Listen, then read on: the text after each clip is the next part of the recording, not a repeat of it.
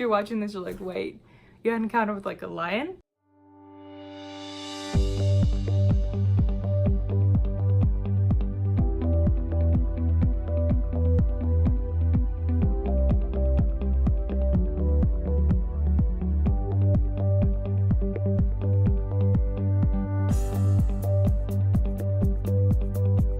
Hello gang, and welcome to this week's video. As you can see, I'm flying solo today, and just right off the bat I want to thank you all so much for your support and encouragement from the last video. We felt very strongly that it was something that we needed to bring out to the open and into the public for many reasons. So why am I talking about all of this? Well, about around the time that we had recorded last week's video sharing Sam's story, I was reflecting back on some hard times that I have gone through, and ironically enough, God brought to my attention my story about my encounter with a lion, which was quite literally a God thing. And if you're watching this, you're like, wait, you had an encounter with like a lion? Like at a zoo?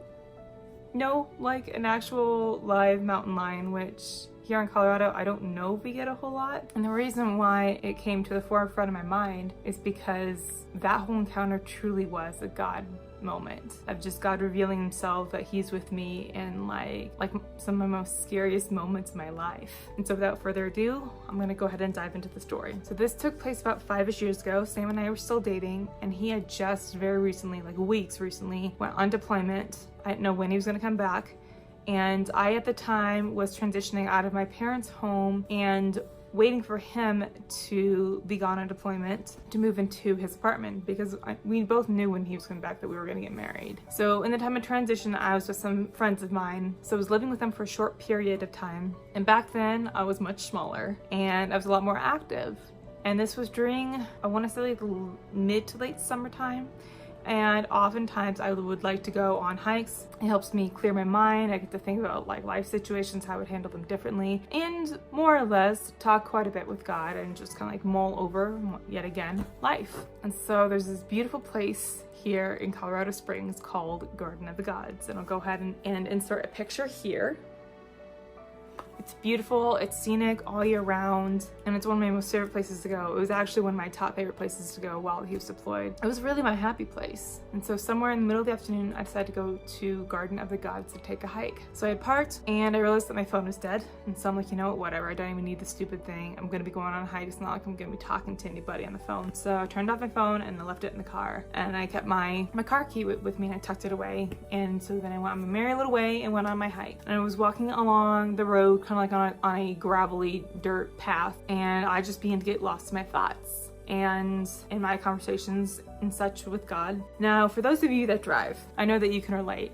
Either it's like you're really tired, or you just have an all-out just like space out moment where you go from point A and point B is home, and then once you get to point B, home, and then you're just sitting there like, I don't remember driving. I don't remember like if I was going the speed limit, if I was staying in my lane, like did I run any red lights? Like, oh my gosh, I don't remember anything. So it's like one of those kind of moments where you just completely zone out. So I had completely zoned out, and apparently either it was just a little trail like off the beaten path, or was it an animal trail? I don't really know. I don't remember when I got off the initial main trail. I went off into the bushes and the rocks and the trees and stuff, like way up in the hill somewhere, and I got myself lost. And I came out of my zone out by the time I was actually stepping over and through bushes. I'm like, oh crap. I don't know how I got here, but I'm in the midst of a whole bunch of shrubs and trees, boulders and rocks. I'm like, you know what, whatever. I'm just gonna go turn back around. But of course, like, you know, my keen sense of like, okay, I know that since I'm away from like the road and the people and stuff, I'm kind of way back in here. I don't know how far I could have an animal encounter. And so I was working my way back and I came into a small little clearing, and up on a pretty decent sized rock, there was a mountain lion sunning itself. And obviously at this point, I had made a great deal of noise going through the brush and stuff. And so the thing has surprisingly not gotten down to investigate, but it was just watching me. And I made eye contact with it. I'm like, oh crap. And the mountain lion itself on the rock was a good 6 feet in front of me, I want to say. I don't know. And I just froze. I panicked. I freeze. I'm like, oh my gosh, what do I do? Oh my gosh, God help me. And so this thing proceeds to get off the rock to investigate me a little bit further, which I was kind of surprised. I'm like, why hasn't this thing pounced on me already? Like, it's heard me. I'm very clearly a threat to this animal. And so it gets down and I'm just standing, just bored stiff. And so the mountain lions are now a good 2 or 3 feet in front of me. And this entire time I'm like praying in my head, like, oh my gosh, God help me, God help me. And I don't know what came over me, but I put my palm out. I don't know what I was thinking, because I'm like, okay, this cat could probably jump up my hand, but it was just like, okay, we're just gonna do this. Like, I don't know, I'm gonna pet the cat. I don't know. And so this mountain lion comes toward me, sees my hand, and then the cat puts its head into my hand and kind of rubs a little. I'm like, I'm touching a wild mountain lion right now. Oh my gosh. I mean, it wasn't like happy moment. I was very clearly freaking out and turning them like, okay, don't show that you're freaked out. Everything's okay. You're not dead yet. And so then once that all said and done, when the cat was done rubbing its head into my palm, which is a reason for that later, which I will tell you more about. Then the cat aligned itself with my side and kind of shifted its weight and kind of nudged me a little bit. I'm like, okay, it's gonna knock me over and it's gonna eat me. And then it walks up a few feet and then it turns to like, you gonna follow me? I'm like, is this real? Like, this cannot be happening. It's like one of those like crazy life experiences where like, this cannot actually be happening right now. Like, I gotta be dreaming. Like, this is not real. This was totally real. And so the cat looks back at me again, like, dude, follow me. I'm like, okay, well, fine. And so I follow this cat, so freaking out internally, and I'm talking to God like this entire time, like, oh my gosh, God, please protect me. God, please protect me. God, please protect me. And I am just so on edge and just so stressed out. Like, I'm following this wild animal. I don't know where this animal's leading me. For all I know, it could be leading me back to its home to eat me. It may have cubs, and then just like, I'm a buffet. And so I'm praying all this stuff over and over and over again. And I've heard God's voice in the past before, but this was more like, I knew that my thoughts were not my thoughts. I knew that it was God speaking to me through my thoughts.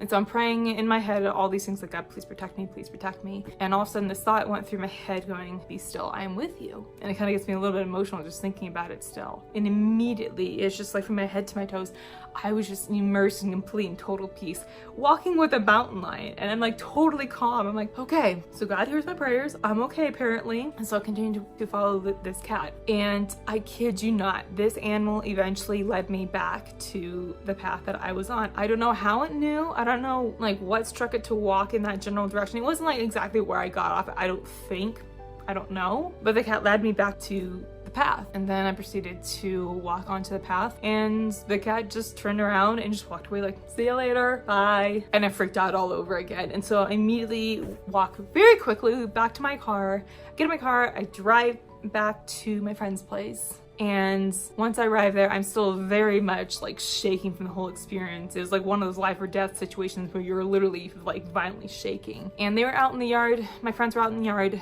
doing some yard work, and the mother could clearly tell that I was definitely troubled. She's like, hey, what's going on? I'm like, you're not gonna believe this. And so we all went inside, we all sat down, and I proceeded to share the story with her and her son. So they have cats. Or they had cats at the time. Again, this was about 5-ish years ago. And at the end of my story, she just kind of like chuckles and smiles a little bit. I'm like, what? And she's like, so do you remember when the cat went and rubbed its head on your hand? I'm like, yeah. And then she says, well, when a cat does that, that's its way of submitting to you. You are the alpha, you are in charge, and it's submitting itself to you. My mind was immediately blown. I'm like, no way. No way. This mountain lion clearly could eat me in a second, submitted itself to me. Oh my gosh. And I'm like, are you serious? She's like, yep. I'm like, wow. And so then the next day I was at home, I wasn't working, and she asked, hey, do you mind if I share your Daniel and the Lion story with a friend of mine at work? I'm like, that's actually a really cool way of putting the story, and it's really kind of true. It's really crazy, and the reason why that story came about this last week when we shared our video is that I was just thinking about how I have gone through some crazy circumstances and I come out on the other side. And I was also reminded from that situation that like even in my most scariest moment, God is with me. I hope it's encouraging, and it kind of serves as a reminder that even when you're going through absolute hell sometimes, or you're going through a really crazy situation, always lean on God, always trust in God, and always put your hope in God, and He will come through. He may not come through as quickly and in the same way that he did with me and Lion, but he will come through for you in your time of need in the best way possible. And it's going to always be in a way that you least expect it. That's the beauty of how God works. He works in the most unexpected and unpredictable ways, which in some circumstances and in some situations is frustrating, because sometimes God does not answer you immediately, but you're never alone. And my relationship with God has always been brutally honest. In the past, I have yelled at God, and I've been very blatant and very disrespectful, which I've later repented for, but I've always had that very bold relationship with God. Now, I yell at God for things that don't go my way in life, and when life doesn't go your way, that's never God's fault. And with this whole situation with Sam, there have definitely been several days where it's just been so hard, because it's hard on us as a family. And there have definitely been days that I have yelled at God, even though I know for a fact that it's never God's fault. But we don't understand why we're going through it, but we are. And somehow, one way or another, God's glory is gonna come through. It's gonna be a huge, major part of Sam's testimony and our testimony. That's it for this week's video. Give it a thumbs up if you've enjoyed it. So thank you so much for dropping by and hanging out. Be sure to subscribe if you haven't, and we will see you next time.